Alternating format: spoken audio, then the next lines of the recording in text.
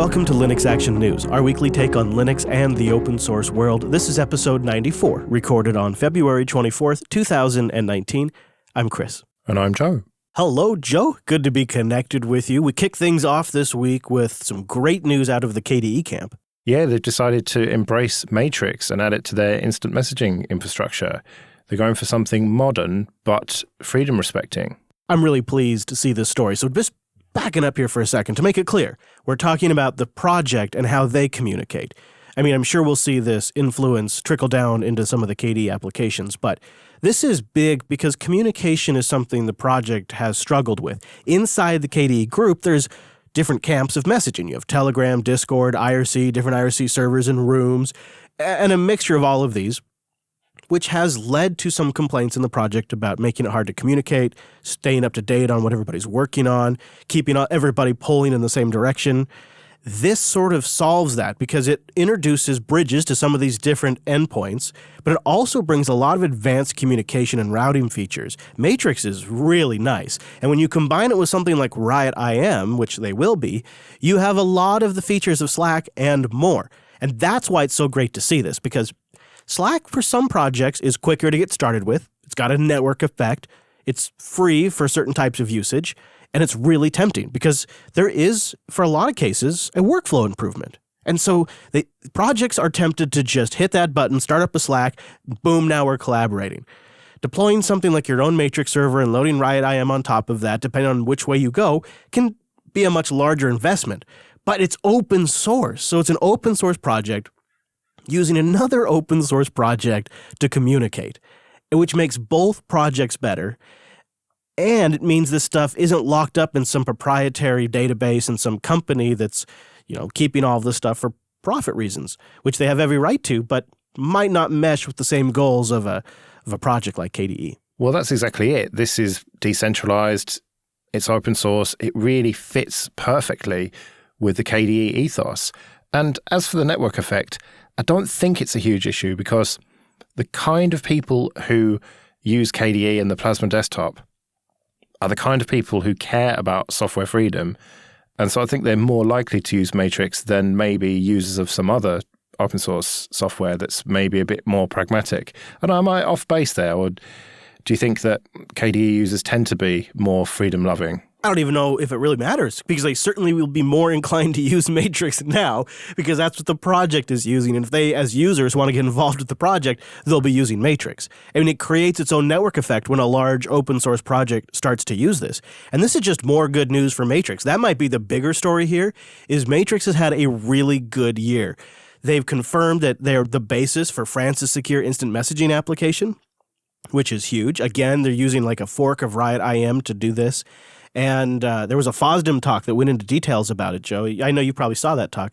And it looks like it's full-fledged, like, government-level implementation that'll have jobs created for contractors and for people doing implementation in IT. Like, it looks like it's going to have a massive effect from Matrix. Yeah, and the more people use it, the better it's going to get. And to be fair, KDE is not abandoning the old methods of communication. As you said, there are bridges there, and they will continue to use things like IRC. But hopefully it's going to push forward Matrix and make some people check it out who have never actually done so before. And maybe we can finally have, in the open source world, a standard way to communicate that is modern and does support the features that we need that IRC doesn't necessarily, but that isn't something like Telegram or Slack that is ultimately proprietary. I remember talking to the project at a conference when they were brand new. And the big thing they were emphasizing at, I think maybe it was OSCON I don't remember, but it was this connection system that they have, these bridges they could do to, and it's not just to like IRC and Telegram, it's to PBX systems and video conferencing systems. Like it's incredible. And it handles all of this plumbing for open source projects or for businesses that want to use it. So when you see government level adoption, and when you see large project scale adoption, you begin to set a new standard. You begin to set something that is bigger than it was before because, as they write on the Matrix blog, we expect this will drive a lot of effort into maturing the end-to-end encryption and the Matrix React, iOS, and Android SDKs and applications. They believe with France's federated network of Matrix server, you're going to see like an ecosystem of businesses around that. That could be like you're starting to see like bots that get built for Slack that get sold for a certain amount, or when businesses want to have a new hip friendly interface for modern businesses, they create a Slack interface to their project. You'll start to see people think a lot more about Matrix for those kinds of things. And I think that's a pretty necessary component. There's already some momentum there, so I think this is just going to make it even better. It's the year of Matrix, Joe. Well, let's hope so. But is it also the year for Onion Share? Maybe. It wasn't that bad. We tried it out. It's kind of cool. Onion Share is an open source tool for securely and anonymously sending and receiving files using Tor Onion services. Surprise, surprise. It's kind of neat because most of the work is done on the sending side. So whoever wants to send a file, you install Onion Share, and when you run it, it starts a local web server directly on your computer, which it then makes itself accessible on the Tor network. And it would generate a Tor web URL that you can share to somebody. And as long as they have the Tor browser, they pop that URL into their browser, hit enter, and they're on my little mini web server. Yeah, and we've tried this out, and it wasn't the fastest in the world, as you'd expect over the Tor network, but it worked perfectly well, so no complaints there. And of course, we're talking about Onion Share 2, which is a major new release with tons of new features. So it's nice, it's cross-platform, it's open source. It's a great way to securely send files. They write in here about how this could be great for journalists to transfer files around and whatnot. But the part that was, I think, the nice like user experience aspect of this was when Joe downloaded the video I sent, he didn't have to install anything if he already had a Tor browser, which I assume you probably already did, Joe. No, I actually just grabbed it. I don't generally use Tor very much because it's so slow and I don't really have anything to hide, but it's easy enough. You don't have to actually install anything. You just download the tar file, extract it, and run the binary, and boom, just works. Yeah, and I think there's some snaps of it too. And there's a browser extension. Like there's several ways you can get it pretty quickly if you don't have it. And then you just need that URL. The fact that it runs a local web server is, yeah, it's a little iffy from a security standpoint, but you just got to keep it up to date and watch the project. And it does add that sort of ease of use aspect to it, where there's no real software needed on the other end, which is pretty nice. And that web server doesn't last very long. As soon as the files are downloaded, it kills that for you. So it's not like it's running all the time, although you can make it run all the time if you want to. So you could use this to distribute files to multiple people at once if you wanted to. Yeah, and you can watch the transfers as they go out, so you can see what speed they're going at and what percentage they're at, and you can track them all. And you're right. By default, once our transfer was done, I think like 3 minutes after that or whatever it was, 90-second timeout or something, it killed the web server, and the URL was no longer usable. It doesn't have any built-in way to share that URL, so you're going to need, Signal or Wire or Keybase or I don't know, text message, whatever you want to use to send that URL around. Matrix even. Yeah. You could use Riot.im on top of Matrix to send it to your buddies. And then, you can download several files or just one. It'll do some compression for you if you put some uncompressed stuff in there to make it one file on the other end. It does that automatically. And version 2 is a lot more secure because it generates much longer addresses and it's much harder to guess what those are. And if people do try and brute force it, then after 20 goes, it just shuts it down. So it's pretty much unbrute forceable. So it's maybe secure is the wrong word. It's all about privacy, isn't it? It's about being anonymous and essentially hiding the fact that you're sending stuff to people. Well, if you think about it in a journalism context, or perhaps in another country in an activism context, or even here in the States, you could see why privacy could really matter. And that's why I think one of the major new features of version 2 that's pretty slick and really matters, like in that journalism context, is it can do essentially private Dropbox mode, a secure drop, not like Dropbox the file sync, but like in the journalism context, like a private secure drop. When you use Onion Share to receive files, you turn it into a Tor hidden Dropbox. Think of it like a lightweight version of Secure Drop that anyone can just run on their own laptop or on a server instance somewhere or on your own desktop without really having to set anything up. You just run this. You run this app. You get a URL that people can send files to, and you start receiving mode, and it'll just sit there waiting to receive a file. Now, obviously, there's some security implications with that, but in certain contexts, that's massively valuable. Imagine Imagine if Glenn Greenwald had this when Edward Snowden was trying to work with him to exchange files. This would have been a game changer for them. Yeah, and if you're running it on the desktop, then you need to have that desktop running all the time, but you can run it headless on a server if you want to, which again could be very handy for people like Glenn Greenwald. Well, enough with the dark web. Let's go back over to, I don't know, maybe the commercial web. At least there's a lot of money to be made in the land of databases, or I suppose potential money. Well, there's a lot of VC funding, we know that much. Redis Labs have raised $60 million in VC funding. Yeah, they raised $146 million now in total, Joe. That's a lot of money. So if you're listening and not familiar with Redis, you might be wondering, why is it worth $146 million potentially? Well, it's an open source project for essentially an in-memory key store, which is a way to say a database that's in RAM and really fast and optimized for certain types of database structures. And those types have worked really great in cloud applications, mobile applications, when you're trying to pull in a lot of data for a lot of users very fast. And on top of that now, they're nearly 10 years old. On top of that, they've built Redis Labs, and they have the Redis Enterprise offerings, which is their commercial product, which has certain features that make it nice for managing Redis at a certain large scale. But although the core of Redis is open source, some of the modules that they have for it aren't. And we talked about this towards the end of last year. They changed the license to Apache, but added something called the Commons Clause, which essentially meant that it was still open source in effect, but you couldn't use it to make money. And then the community said, well, hang on, that means it's not open source anymore. Which was a clear move to try to prevent Amazon from, as they saw it, taking their code, running away with it, and making a super profitable product off of their backs and not giving anything back to them. And this was their move to prevent that in the future. But this week they've decided to clarify that license, and they've changed it to what they're calling the Redis Source Available license, which, to be fair, is a much more descriptive and much less confusing name. That's probably the biggest change here, is this name. Instead of calling it Apache 2 Modified Common Clause, which was confusing to everybody, it's just the Redis Source Available license now. That's kind of standard terminology for this type of stuff. It's something we've seen before in this business model. And I think it's a good clarification to be made. The question you have to ask yourself, though, is to what end? They're taking this in this strange direction as a company. There's quotes in here, which we'll have linked in the show notes that you can go read. Or if you just follow them on Twitter, they clearly see themselves as a victim of large commercial providers like Amazon who are stealing from them. They write on their website, some cloud providers have repeatedly taken advantage of successful open source projects without significant contributions to their communities.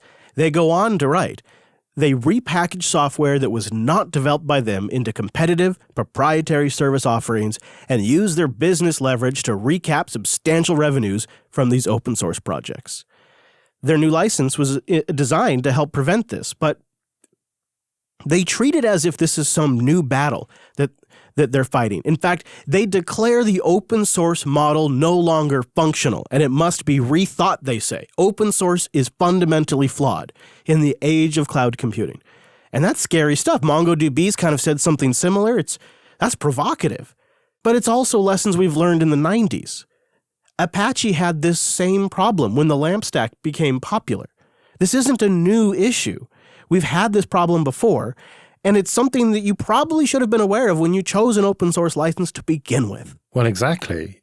If you don't have a viable business model with open source, then don't use open source. You can't pivot halfway through and start making things proprietary because you're going to have a huge backlash.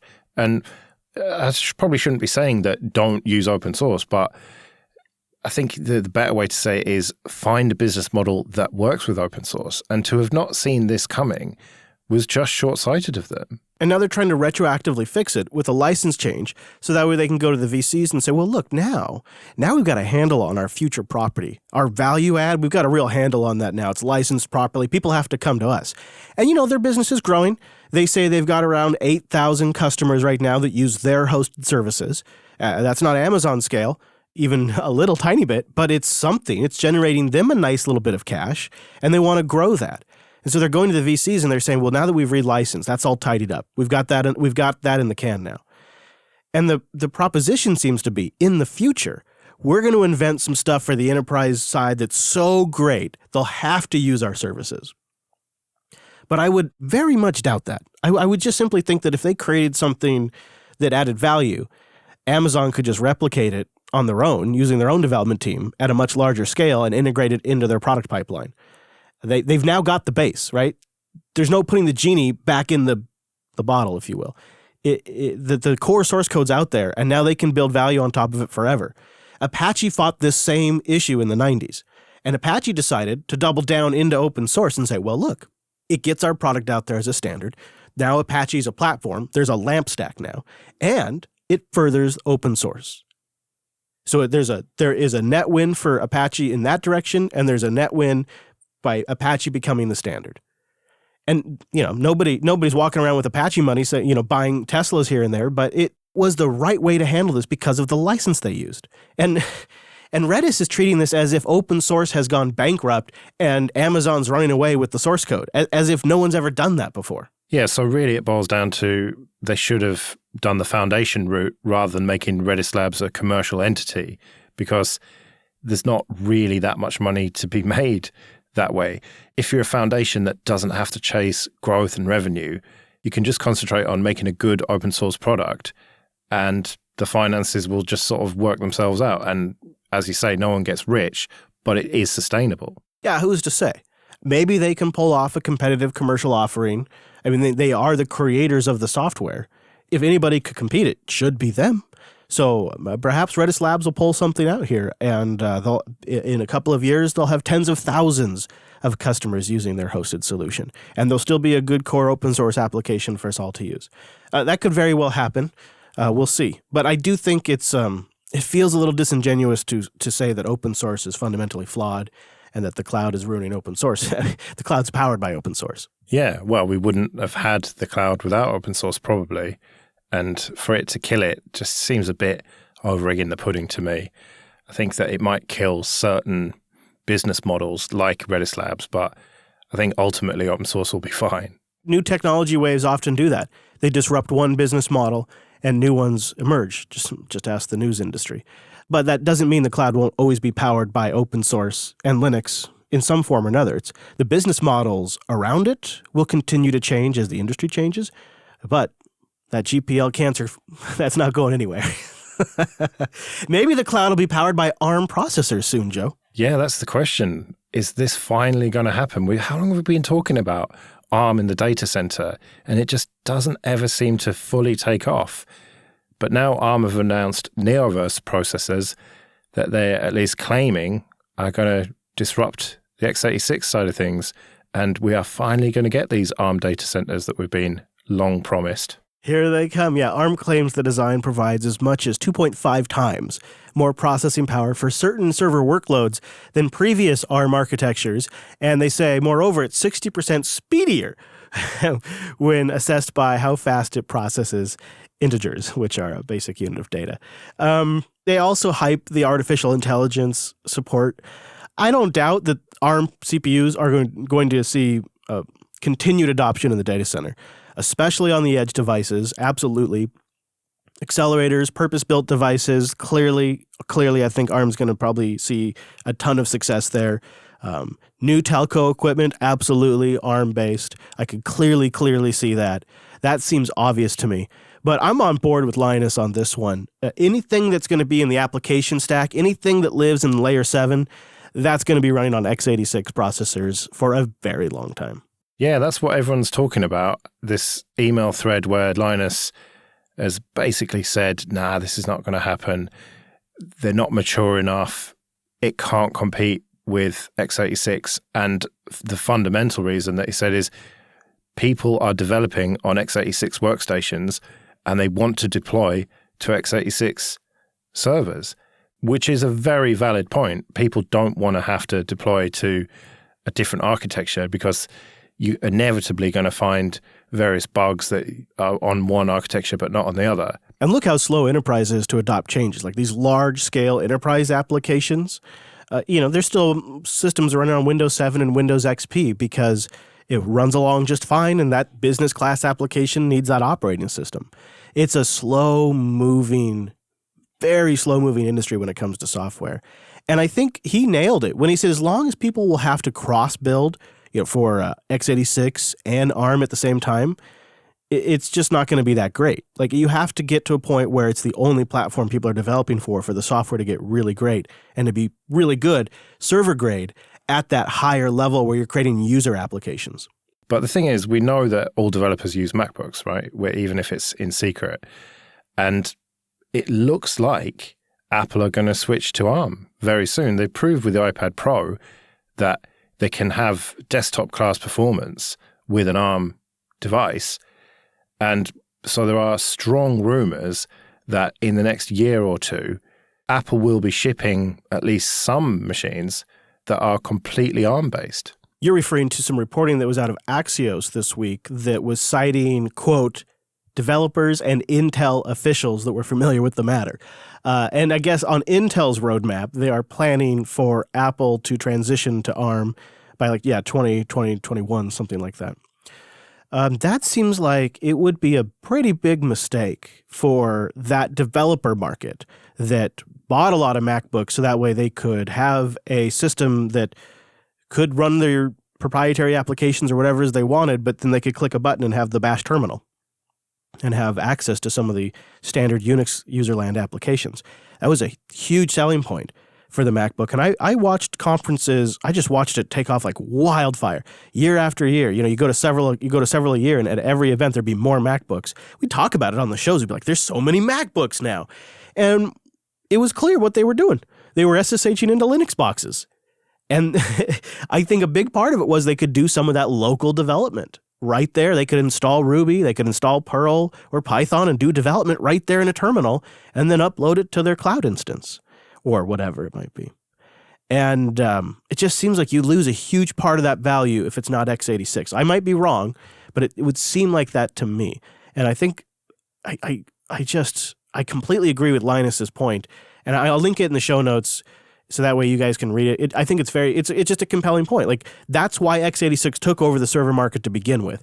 When I got into IT, there were Alpha processors and RISC processors and x86 processors and PowerPC processors, and it basically all went away except for x86. And it, in a huge part, was because of Windows.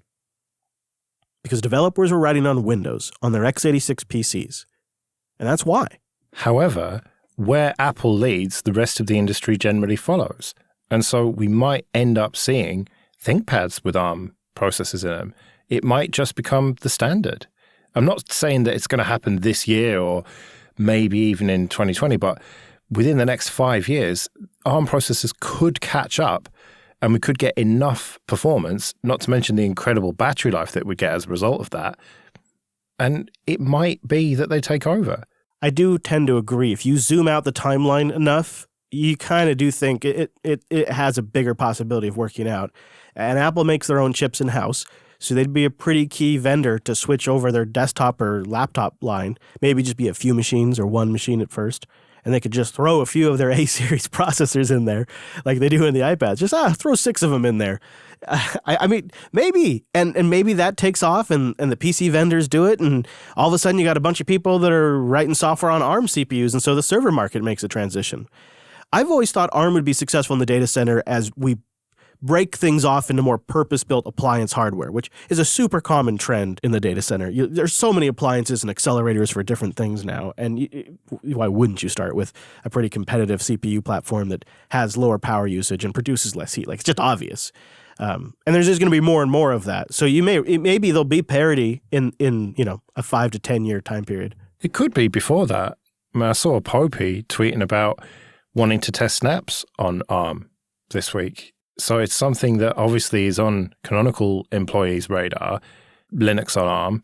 And, we've had the Raspberry Pis and hacker boards and everything, but maybe the tide is starting to turn and we might end up in an ARM world on our workstations and servers before we thought we would. I'd be willing to give it a go. I have nothing necessarily against it. The Wine Project's investing time into it. Their Hangover 0.4 alpha release came out, which is a project for running Wine applications, x86 and even 64-bit Wine applications on 64-bit ARM CPUs.